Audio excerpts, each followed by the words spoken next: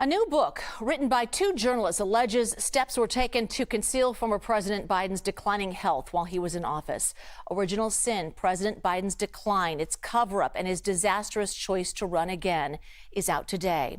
Authors Jake Tapper and Alex Thompson say they spoke to more than 200 people, many within the Biden administration, about Biden's health. Sources describe Biden's struggle to remember the names of longtime associates going back to 2014. Jake Tapper and Alex Thompson gave their first TV interview on the book. There were two moments where people really noticed decline. The first was in 2015 when his son, Beau Biden, died.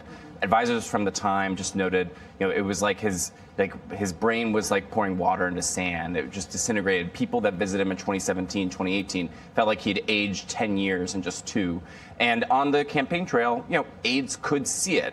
Now, they would say that, good Biden or functioning Biden was much more, was much more around than non-functioning Biden. But, there were moments that gave aides pause. And then as years went on, the non-functioning Biden would rear his head increasingly to the point that in 2023, after another drama with his family, his son Hunter, the plea deal falling apart, and the very real fear that Hunter would go to prison, if not spiral out of control and overdose or whatever, these were things that the family was talking about, that also triggered a real diminishment.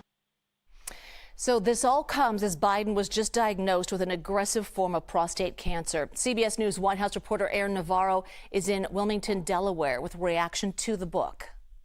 Jules, good afternoon. I'm about a mile away from the former president's house here in Wilmington, where CBS News has learned is where he is staying as he and his family consider treatments on his newly diagnosed prostate cancer. But we did hear from the Biden camp earlier today in response to the book, where they say, quote, there is nothing in the book that, quote, shows Joe Biden failed to do his job, as the authors have alleged, nor did they prove their allegation that there was a cover-up or conspiracy. The spokesperson for the former President Biden goes on to add that there were no specific examples where national security was threatened or where the president wasn't engaged in the important matters of the presidency. You also saw the president's granddaughter, Naomi Biden, the daughter of Hunter Biden, really discredit the book, discredit the authors, saying it relies on unnamed anonymous sources, pushing a self-serving false narrative. So that's been the main response from the Biden camp so far.